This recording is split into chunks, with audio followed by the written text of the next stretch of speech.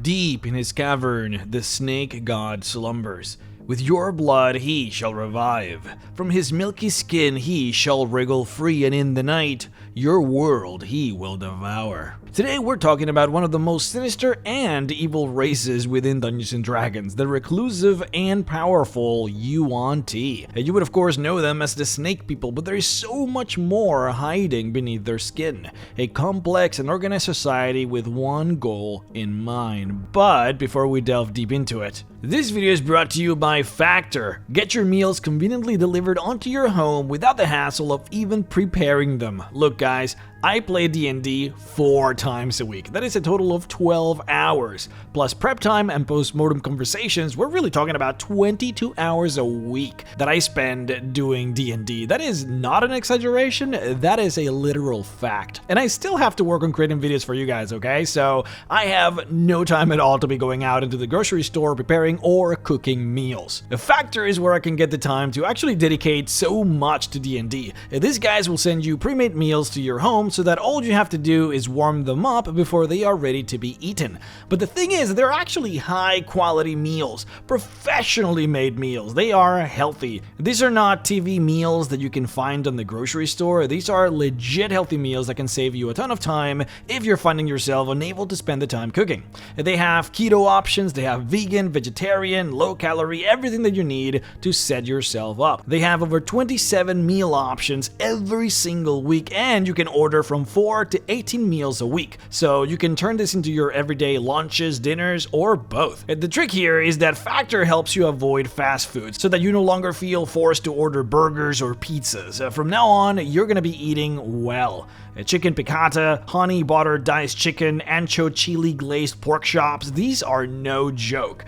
Real meals that will save you time with absolutely no prep work needed. Plus, if you want to go all in, they got over 33 different add-ons that you can add. Like if you're doing keto, they have keto shakes, for example. And if calories are no concern to you, they got smoothies and desserts that you can also add in over to your meal. Use my link or go to go.factor75.com and use code POGREX130 for $130 off across 6 boxes. $130 off across 6 boxes. Do not miss out on this. I'm literally using my code. It's really good. Please help support the channel and click the link below. Do not forget to use my code and get yourself some good meals for once. Now, onto the video. Okay, so the topic of the Yuan-Ti is a fairly big one. There is a lot to cover. Much like the elves, the dwarves, and the gnomes, the Yuan-Ti are a fairly important species within Dungeons & Dragons, and they have a lot of lore. So what I'm going to do is I'm going to split this topic into 3 videos. The first 2 videos will focus on what my typical what they don't tell you about videos delve into, which is, biology, ecology, extra abilities that you might not know of, important fun details, things of that nature. It should be a set of normal videos as far as you're used to, but then our third video will focus on sort of what made them this way. It'll be focused on their history as a species, where they came from, where they are now, where all their massive cities are located, all of that good stuff. Like, I want to open the Forgotten Realms map and directly show you where they are. But anyways, let's get this started. As we always do, before I can talk about what they don't tell you, I have to show you what they do tell you, so let's check out the 5th edition entry in the monster manual for the Yuan-Ti. Okay, so from the get-go, you can tell that this is an important type of monster because they get a full lore page. Not every monster get this, but okay, let's dig in. It says here that the Yuan-Ti are devious serpent folk devoid of compassion.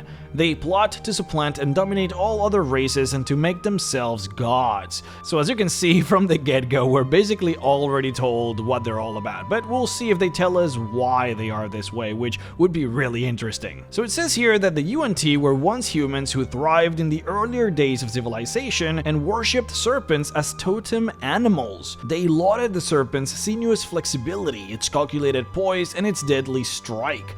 Their advanced philosophy taught the virtue of detachment from emotion and of clear, focused thought. Yuan-Ti culture was among the richest in the mortal world. Their warriors were legendary, their empires always expanding. Yuan-Ti temples stood at the center of ancient metropolises, reaching ever higher in prayer to the gods they longed to emulate. In time, the serpent gods heard those prayers, their sibilant voices responding from the darkness as they told the Yuan-Ti what they must do.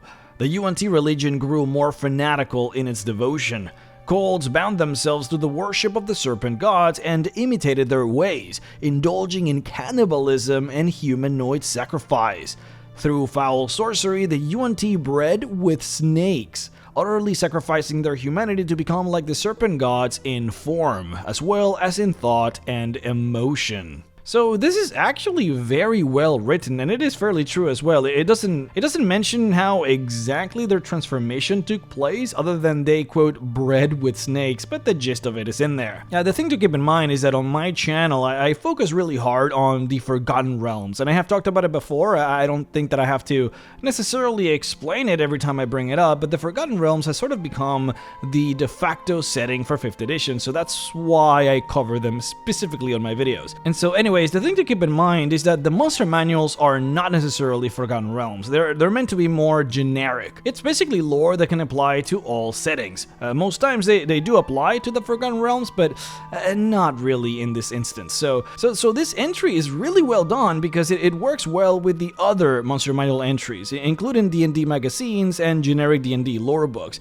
It, however, does not match the Forgotten Realms, mainly because it was the Forgotten Realms this time who actually verged away from traditional D&D lore with their Yuan-Ti, but we will keep going for now. And down here it says that those that did not transform with them eventually became slaves or food for the blessed. Eventually their empires withered or were defeated by those who fought against their cannibalism and slavery, and the serpent folk were left in the ruins of their great capitals, far removed from the other races. Okay, so I feel like there's a lot in here that is left unsaid because they just focused really hard on how epic they were, how grandiose, and then suddenly they obtained presumably even more power by becoming blessed by their serpent gods, but then they just got completely annihilated, and we don't really get a how exactly that happened. But anyhow, it continues saying that humanoid emotions are now foreign to most Yuan-Ti, which understand sentiment only as an exploitable weakness. They view the world with extreme pragmatism that is nearly impossible to manipulate, influence, or control, even as it seeks to control other creatures through terror, pleasure, and awe.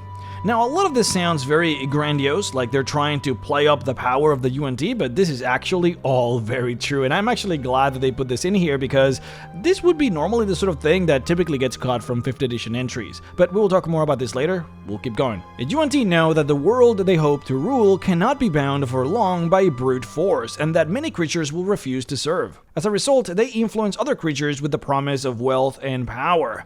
This here is huge, and it is kind of a small paragraph here, but this is one of the most important things that you need to know, really, about the Yuan-Ti. They are manipulators, not warriors, at least not anymore. But then the last point, Yuan-Ti's life revolve around their temples, yet Yuan-Ti do not love the gods they worship. Instead, they see worship as a means to attain power. A Yuan-Ti believes an individual who attains enough power can devour and replace one of the Yuan-Ti gods. The Yuan-Ti strive for ascension and are willing to commit the darkest atrocities to achieve it. This last part here is the only, I guess, big issue that I have with this whole entry. On one hand, it is not what is established in the lore, but most importantly too, it just straight up goes against what they have already just told you. So, Yuan-Ti are legendarily pragmatic, and nobody actually would believe that if you attain enough power, that you could just devour and replace one of the Yuan-Ti gods. That to me, it feels like a childish dream, not a realistic, like, pragmatic thought process, especially when you're saying that the ones giving you the power are the gods in the first place. So how would you expect to overcome the gods when they are the ones giving you that power? It is one thing to say that you just serve the gods for power, and that's fine, that's calculated and feels very much like the Yuan-Ti, but then to say that you do it to supplant the gods just turns around to become fully silly. But anyways, in the 5th edition monster manual we have 3 different types of Yuan-Ti. The Abominations, which are the highest caste of Yuan-Ti. They look like serpents with burly humanoid torsos and arms. We have the Yuan-Ti Malicents, which form the middle caste of their society and are the hideous blend of human and serpent. And then lastly, the Purebloods, which are the lowest caste, and they basically just look like humanoids with very subtle serpentine features, like, perhaps patches of snakeskin in parts of their body, or forked tongues or reptile-looking eyes, for example. We're not told a whole lot about these distinct types of Yuan-Ti, but I wouldn't blame them too much since we already got a full page of lore for this species as a whole, so honestly, no problems there. But yeah, in the hopes of not taking too long doing this, all Yuan-Ti appear to be immune to poison and all have proficiency in stealth. Both the Malicen and the Pureblood are great at deception, while the Purebloods and the Abominations are great at perception. They all appear to be highly resistant to magic, have the ability to manipulate snakes and even humanoids thanks to their use of the powerful suggestion spell, and overall we get this powerful impression that they are definitely not meant for pure open combat.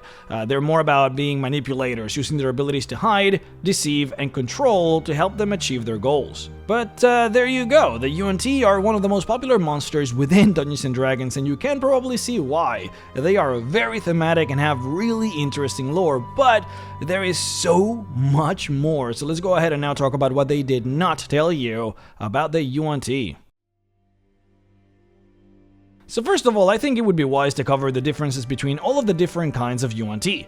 Before we can delve deeper into their ecology, we kinda have to break down their kinds, since they are very different. So as you know, the main kinds are the Purebloods, the Malicens, which we will now reference as Half-Bloods, and then the Abominations. So the Yuan-Ti have a caste system, where the more serpentine you are, the more blessed you are, or the more perfect you are. So the Abominations, in this case, would be the most perfect. They also happen to be the strongest, and so they form the leaders of these societies. The Purebloods get their name from having close to pure human blood, which puts them basically as the farthest away from perfection, so they are, in this case, the lowest caste. And then the Half-Bloods, of course, fall somewhere in there between the two. So the way that you would create these distinct classes of Yuan-Ti is exactly as how you would expect it, with some twists, of course. So all adult female Yuan-Tis, regardless of the caste, will lay clutches of eggs, typically numbering around 3 to 6 eggs every 3 months.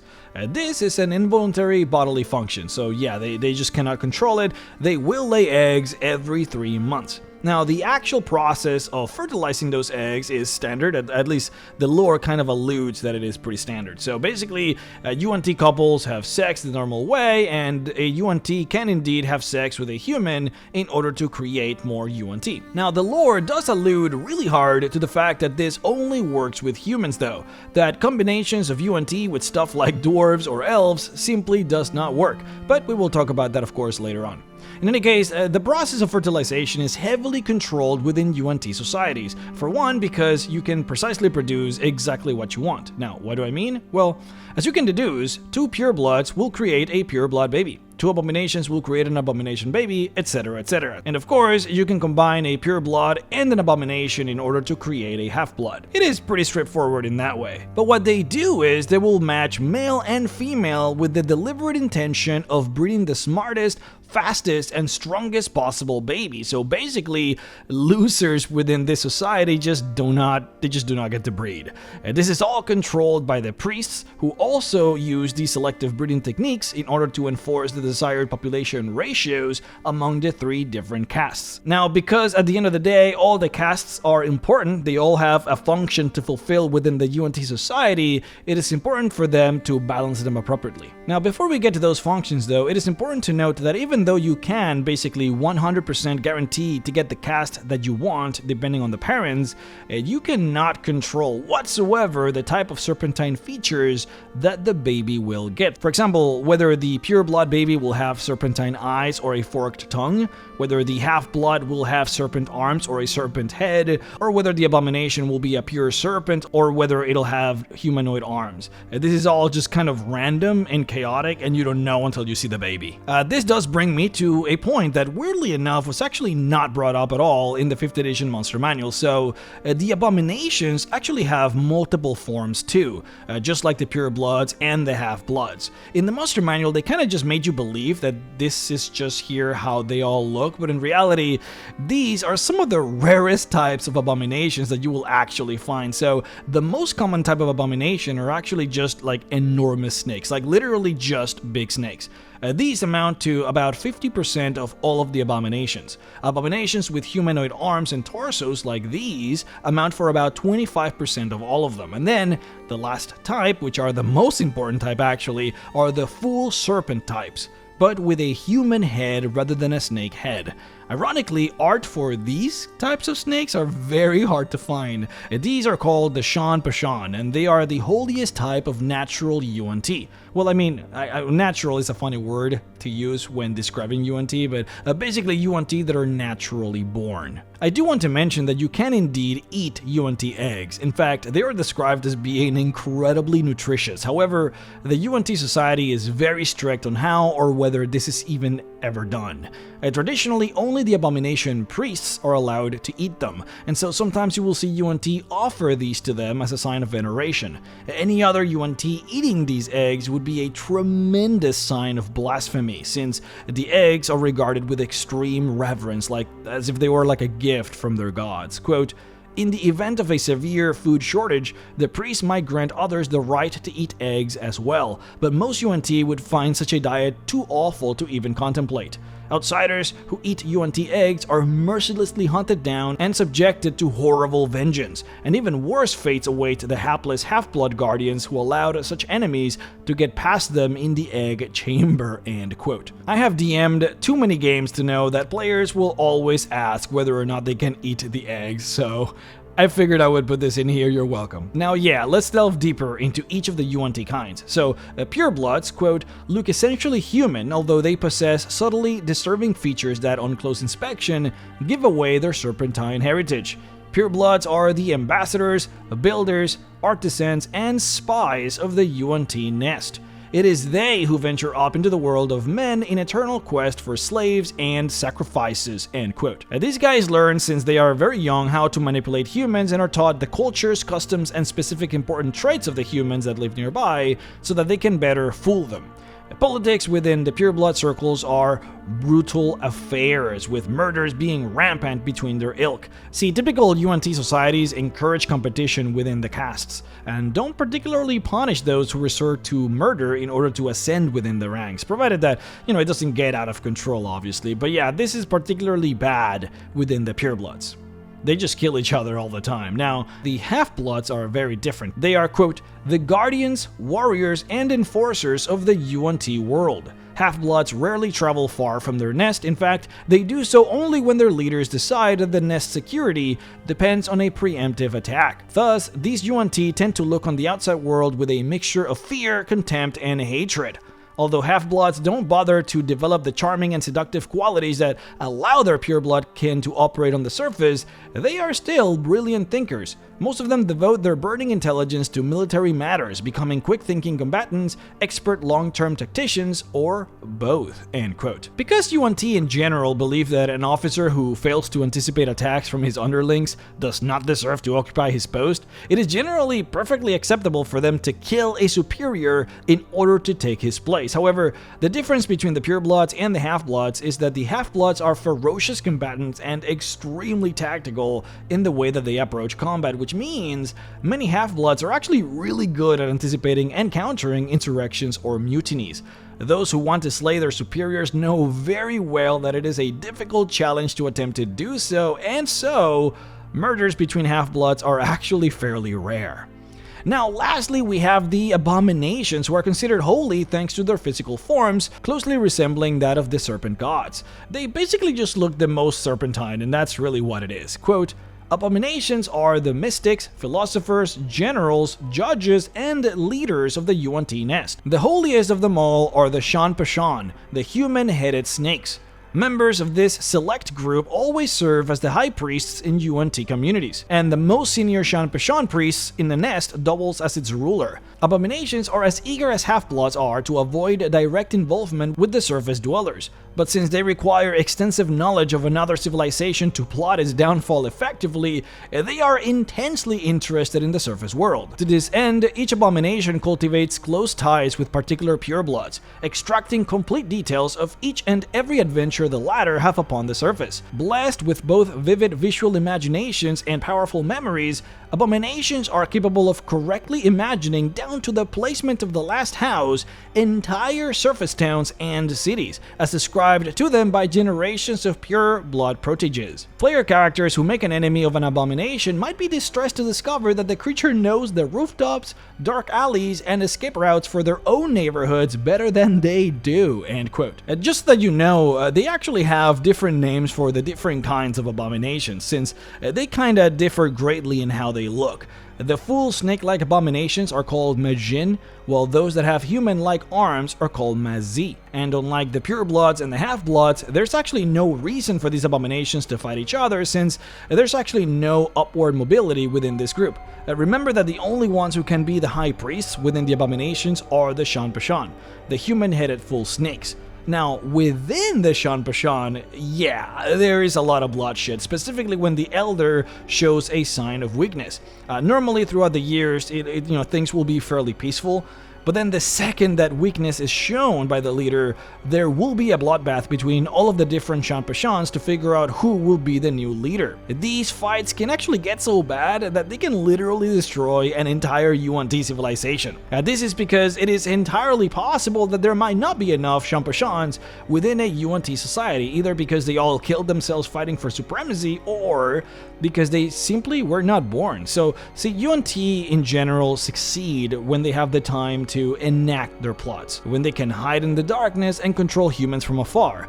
They do not succeed when they are forced out into the open and fight head-to-head with humans. Thing is, when there are no priests, when there are no Shan-Pashans, this is kinda what happens. Having a lack of new Shan-Pashans being born is actually considered to be an extreme sign of disfavor by the Yuan-Ti gods, which forces the Yuan-Ti to become more hostile and aggressive in their desperation to regain favor, which does make them sloppy and combative with their neighboring civilizations, which ironically tends to get them destroyed.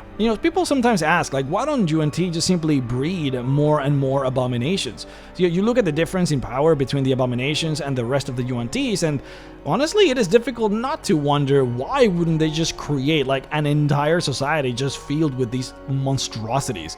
Then maybe they wouldn't have so many issues fighting other civilizations. Thing is, if you remember, the roles that abominations take upon the Yuan-Ti society are the philosophers, the judges, the mystics. I mean, abominations are just not suited, frankly, for a hard labor. Not that many of them, in particular those that have humanoid arms, wouldn't be able to do hard labor. It's just that, like, why would they? Why would abominations create other abominations to do hard labor for them when they can just create purebloods to do that for them instead? Especially since there is no way that purebloods would challenge the supremacy of the abominations. Creating a ton of abominations would risk destabilizing the Yuan-Ti society if those abominations are forced to take on mundane jobs that will make them unhappy, especially in a society that promotes challenging your superiors and slaying others to take their posts. Having a lot of Shan-Pashans can also be dangerous since it means much more bloodier fights of succession. So there is a tricky balance that must be held, and just spamming abominations is just not gonna do it. There is also a religious aspect to this, where the Yuan-Ti gods actually favor manipulation over brute force,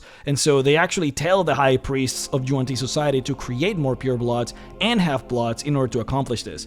Like I said before, this paragraph right here of the 5th edition Monster Manual entry is one of the most important passages in the entire lore. Yuan-Ti know that they would lose if they tried to go about doing this stuff with brute strength, and so they simply just don't do that. I do want to point out, though, and this is very important, that different gods sometimes do have preferences in who they want as priests, and things like these are subject to change depending on the whims of gods at the time. So, in this particular scenario, one of the bigger differences between, say, Mershulk and Seth is that Seth actually uses Yuan-Ti half-bloods as priests, rather than abominations. Specifically the half-bloods with snake heads. This is why you see these more represented in 5th edition art. But worry not, we will talk about these things on our 3rd video once we delve deeper into Seth and the history of the Yuan-Ti. But for now, we will end the video here, but I will try and get the sequels done as fast as possible. Trust me, I'm trying. There's a lot to go through, so I'm sorry for separating them like this.